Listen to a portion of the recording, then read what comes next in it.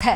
जातिगत जनगणना को लेकर बिहार की राजनीति गरमा गई है। बिहार की राजनीति में पक्ष विपक्ष अपने अपने तरीके से इस जातिगत गणना को देख रहे हैं। बिहार की राजनीति फिलहाल पूरी तरह से जातिगत जनगणना को लेकर राजनीति इस पर तेज हो गई है और इसी पर देखिए हमारी ये रिपोर्ट।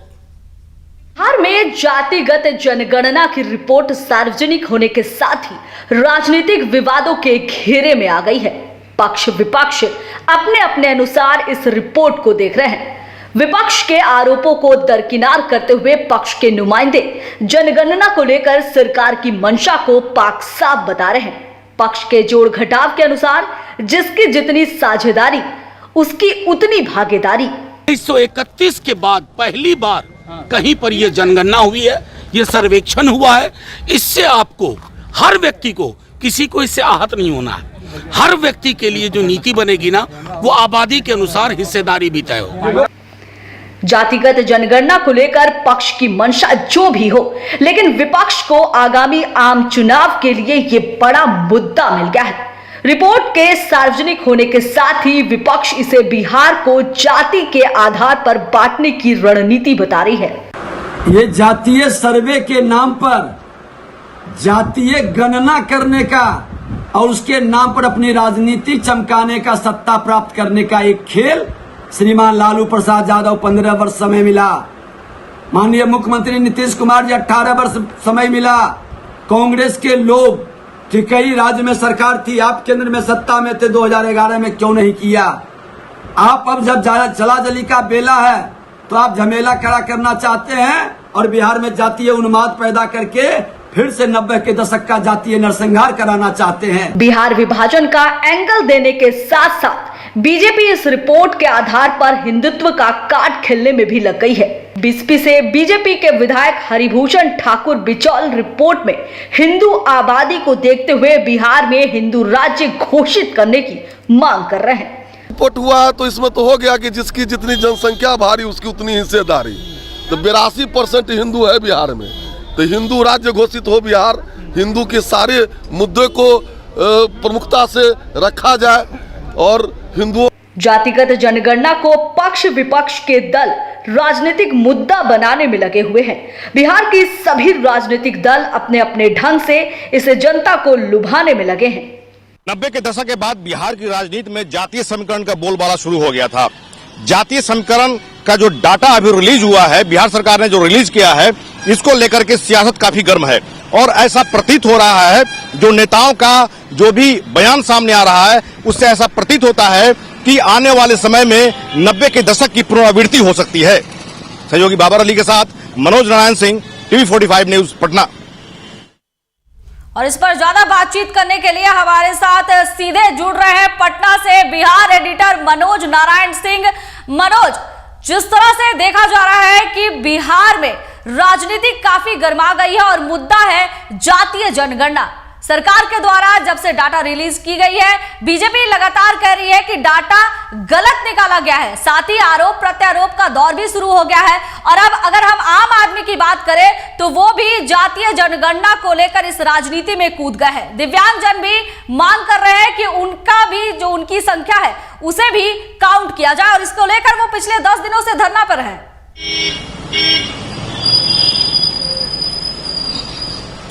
देखिए प्रिया, जिस तरह से अगर जो जातीय गणना का जो डाटा रिलीज किया गया है, ये यहाँ पर महागठबंधन की सरकार है। अभी जो नीतीश सरकार अभी यहाँ पर काम कर रही है उसमें तेजस्वी यादव जो आरजेडी के हैं और डिप्टी सीएम हैं, उनकी अच्छी खासी यहाँ पर वर्चस्व है इस सरकार में। और जिस तरह से डाटा को रिलीज किया गया, डाटा रिलीज करने के बाद में आरजेडी, सबसे पहले आरजेडी ने ही ये मांग कर दिया, कैमरा के सामने, पत्रकारों के सामने मांग कर दिया कि जिसकी जितनी संख्या उतनी हिस्सेदारी। मतलब कि राजनीति शुरू हो गई, डाटा रिलीज होते ही राजनीति शुरू हो गई। हालांकि जिस तरह से जातीय गणना की बात शुरू में की जा रही थी और जो भी अगर इसमें अपोजिशन की बात आ रही थी, अपोजिशन मतलब कि कुछ लोग रीट जो है कोर्ट में दाखिल किए थे, हाई कोर्ट, सुप्रीम कोर्ट लोग गए।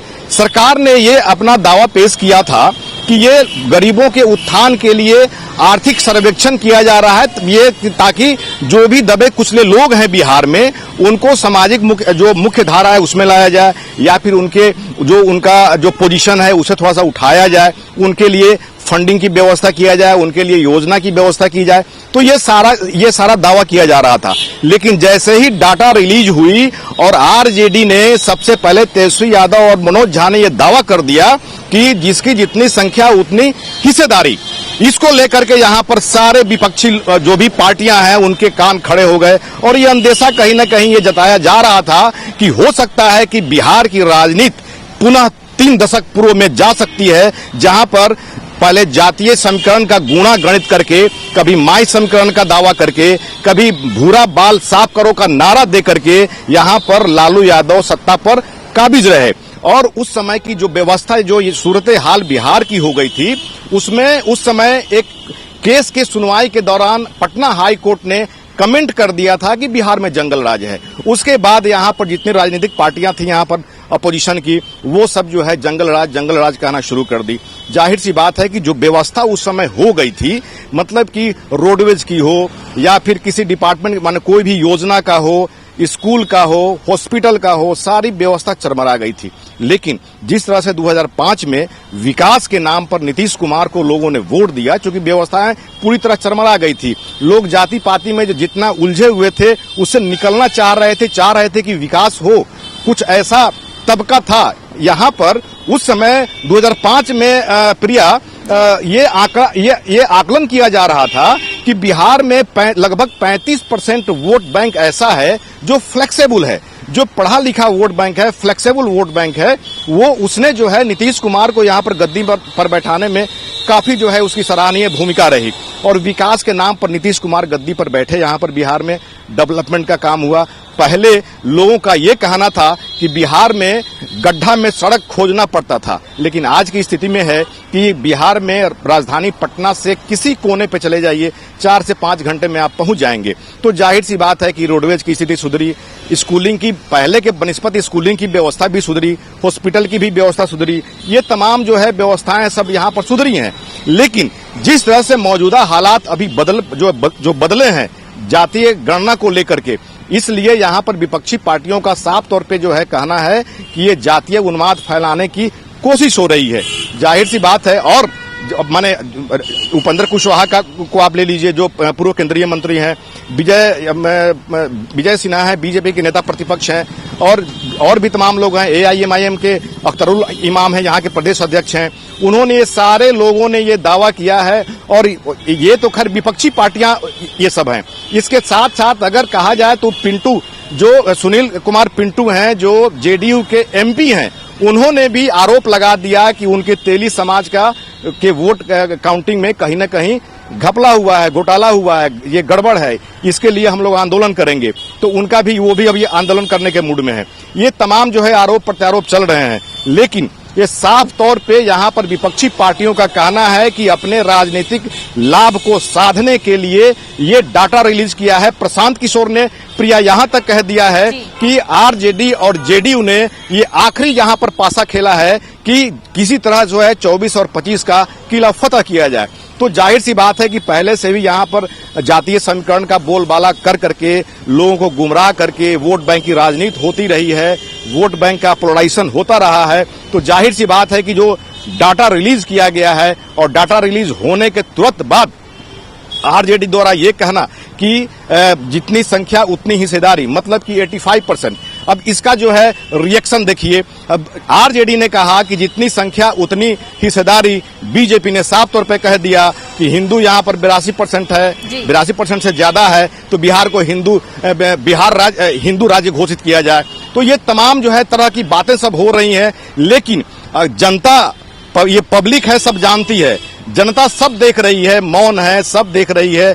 आने वाले समय में जनता ये बताएगी कि क्या सही है, क्या गलत है। लेकिन अभी सियासत काफी अपने चरम पर है और तरह तरह के आरोप प्रत्यारोप यहाँ पर लगाए जा रहे हैं। मनोज, जिस तरह से अभी 5 राज्यों में चुनाव होने हैं और कुछ दिन के बाद लोकसभा चुनाव भी होने हैं, और इसके पहले डाटा रिलीज करना और इसको लेकर राजनीति गर्म है, तो कहीं ना कहीं गठबंधन पर भी लगता है कि इसका असर पड़ने वाला है, क्योंकि राजद की जिस तरह से आपने बात की कि राजद में आपसी फूट नजर आ रही है, राजद ने कहा है कि जिसकी जितनी संख्या उसका उतना वोट। तो क्या लगता है कि कहीं ना कहीं ये डाटा रिलीज करना गठबंधन पर भी असर डाला और आने वाले लोकसभा चुनाव पर भी असर डालेगा?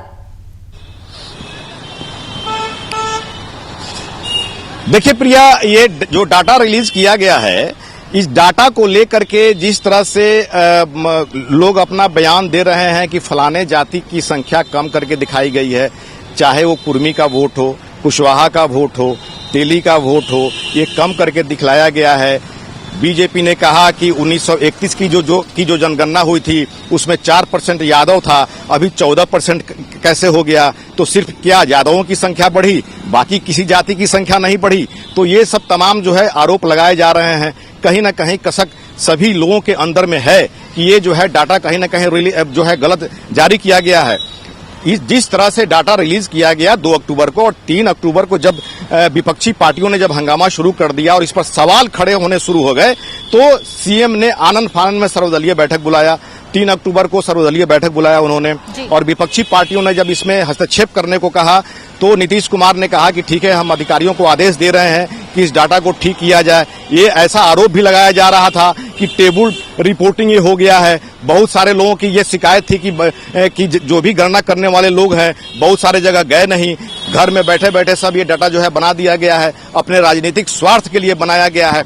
तरह तरह के जो भी आरोप लग रहे थे, नीतीश कुमार पर्सनली बहुत ऑनेस्ट आदमी तो हैं ही, तो उन पर जो है ये आरोप लगा। तो जाहिर सी बात है कि सर्वदलीय बैठक बुलाए, सभी लोगों की बात सुने और उन्होंने ये आश्वासन दिया, आश्वस्त किया विपक्षी पार्टी के नेताओं को कि इसका जो है डाटा दुरुस्त कराया जाएगा और शीतकालीन सत्र में रखा जाएगा। हालांकि जो यहाँ पर नेता प्रतिपक्ष विजय सिन्हा है, उन्होंने साफ तौर पे कहा है कि शीतकालीन सत्र तक अगर ये डाटा को दुरुस्त नहीं किया गया तो हम लोग सड़क से लेकर सदन तक हंगामा करेंगे। और जाहिर सी बात है कि जो महागठबंधन की जो बातें जो सामने आ रही हैं, नेताओं की जो बातें जो भी सामने आ रही हैं, नेता इस बात आरजेडी के, खासतौर पे आरजेडी के जो नेता हैं या फिर जो महागठबंधन में कुछ अगर नेता को छोड़ दिया जाए कांग्रेस और जेडीयू को, तो बाकी सब लोग इसके सपोर्ट में है।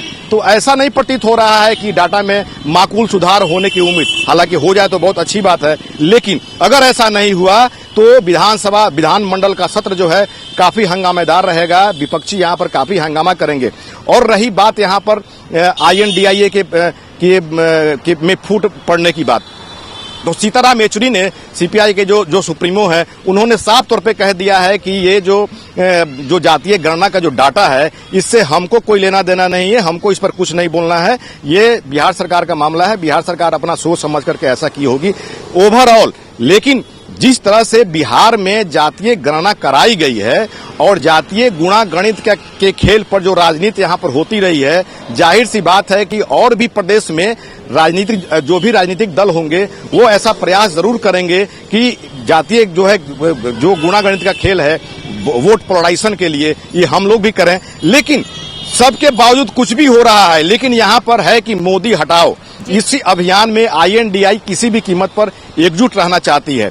हालांकि सियासत के गलियारे में इस बात की चर्चा हो रही है प्रिया कि हो सकता है कि नीतीश कुमार यहां से अपना पाला बदल भी सकते हैं। ऐसा इसलिए कहा जा रहा है, जो चर्चाएं जो हो रही हैं, इसलिए कि चूंकि नीतीश कुमार 1-2 बार आए हैं, गए हैं, NDA में आए हैं, फिर निकले हैं, तो ये जो बात हो रही है कि संयोजक होने की, INDIA में संयोजक के लिए जो है नीतीश कुमार, उनके पार्टी के लोग जो है ये कह रहे हैं कि PM के दावेदार जो है नीतीश कुमार होंगे। लेकिन जिस तरह से पटना की बैठक हो, मुंबई की बैठक हो, उसमें लालू यादव ने राहुल गांधी को प्रमोट करने की बात की, तो अगर ऐसा मुद्दा होता है, सियासत के गलियारे में चर्चा हो रही है कि अगर ऐसा होता है तो हो सकता है कि चुनाव के समय में नीतीश कुमार पाला बदल दें।